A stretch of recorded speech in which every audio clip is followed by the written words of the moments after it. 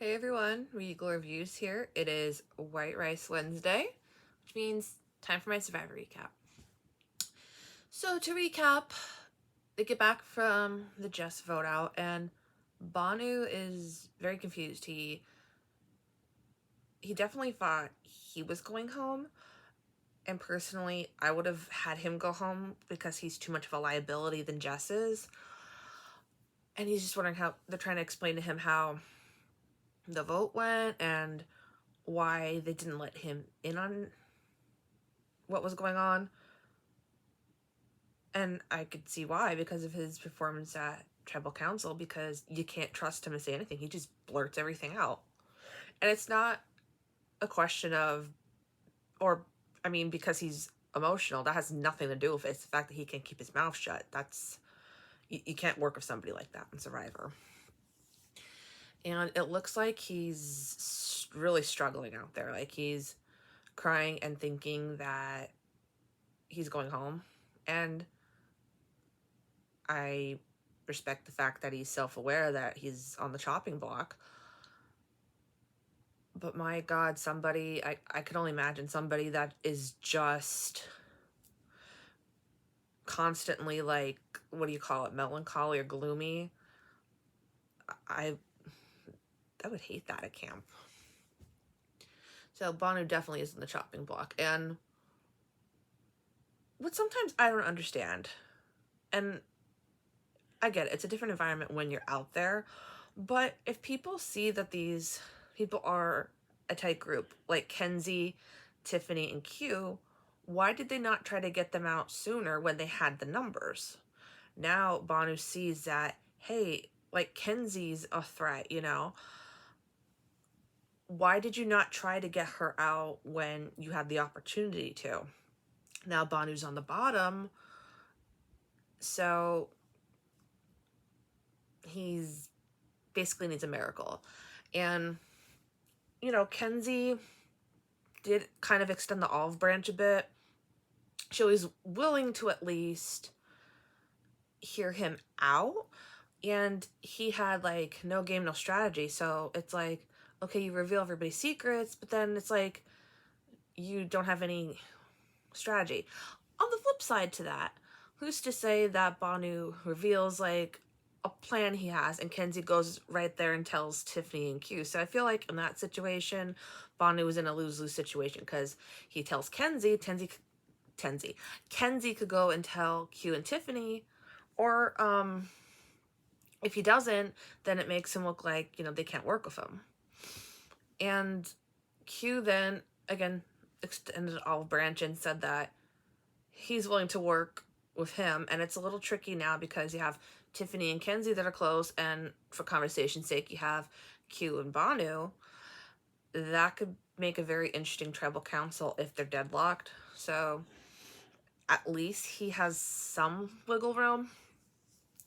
What I'm impressed is how, you know, I consider myself a fan of Survivor, but you see some of these people, like Brandon, just showed that he arguably is probably one of the hardcore Survivor fans.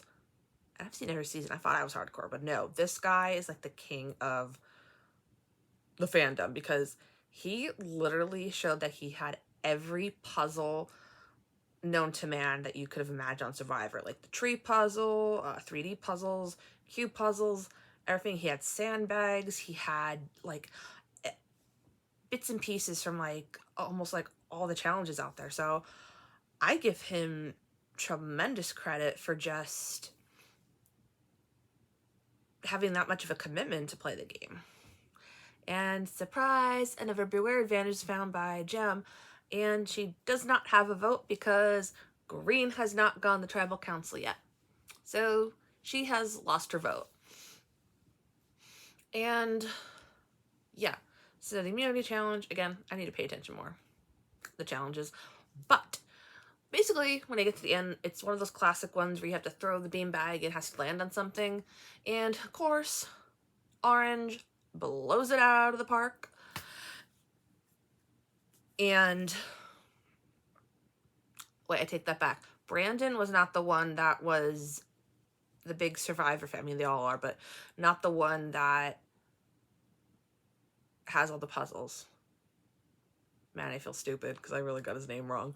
But you all know who I'm talking about. But basically, orange blew out of the park, and it was neck and neck. I have to admit, it was neck and neck there between green and purple got sent to tribal council again. And it's gotta be frustrating because there wasn't like a weak link, like everybody contributed.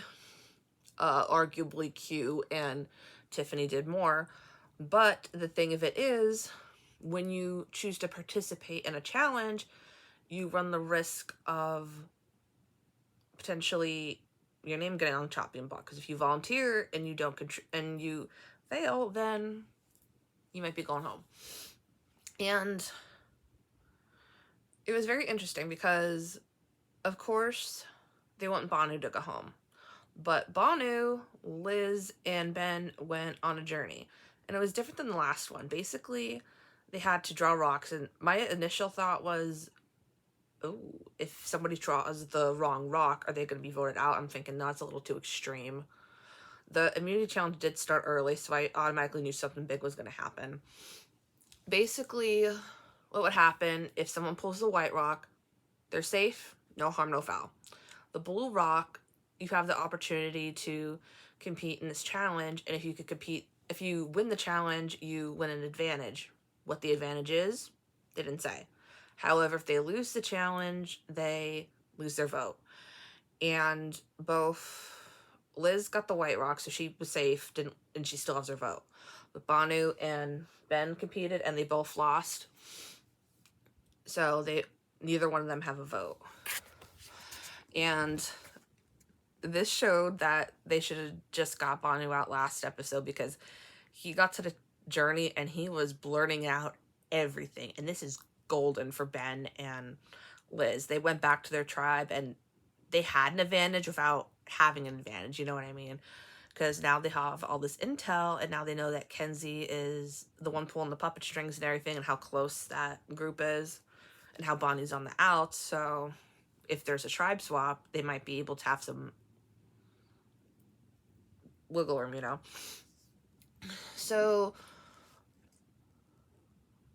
yeah, Banu is just a mess, and, you know, he can't keep his mouth shut, and it's really... Tiffany seems like the only one that's safe out there right now, because Banu's on the chopping block for obvious reasons. Q believes that he should be on the chopping block because he did volunteer for the challenge and he failed, but he didn't fail. I wouldn't say, like, it'd be different if the person was weak in the challenge and it was a blowout.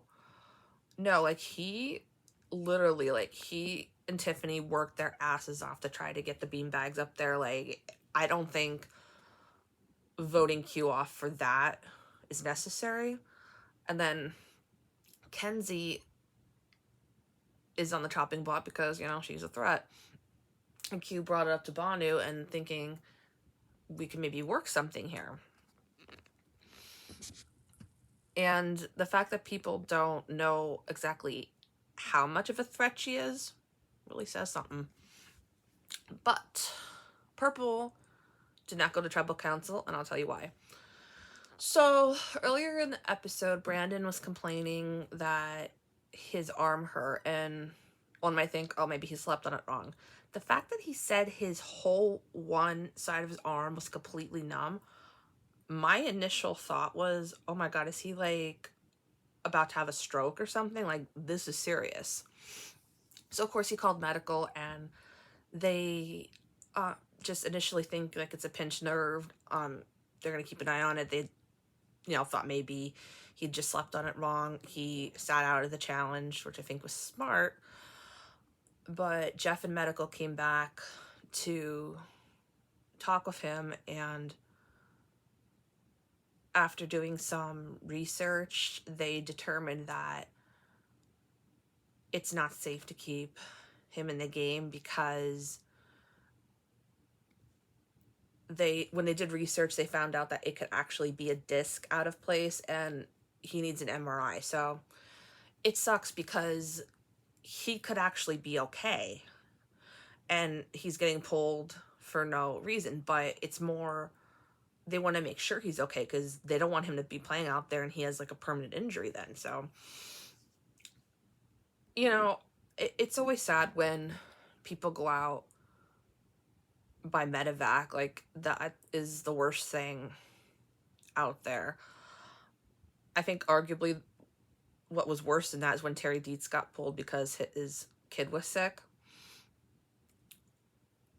It's more dignified to go out when you're voted out than something that you have no control over. And one might argue, well, you don't exactly have control of the vote, but you have your vote, you have some say, you could at least try to stay in the game. But medevac, it's like, no, if they say they're pulling you, they are pulling you.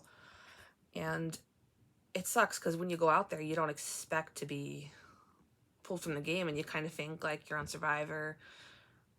In a way, I guess, think you're invincible. And my heart just goes out to the people that are pulled for medevac. Like, that's an awful way to go. And I think everybody in the Survivor fandom would agree with that. Like, a medevac is no way to go. But like Jeff said, they want to make sure he's okay, and just as a precaution. So Bhanu doesn't get to go home, and Kenzie doesn't know how close she came to being voted off. So yeah, next week's preview shows that, ooh, Bhanu's revealing more secrets. Shocker. And yeah, a lot of stuff going on. Should be interesting, as usual. So, hope you guys enjoyed tonight's Survivor. If you guys want to check out Survivor, it is on Wednesdays, 8 p.m. on CBS. And you can also stream it on Paramount Plus. Hope you enjoyed my recap. Until next time, stay regal.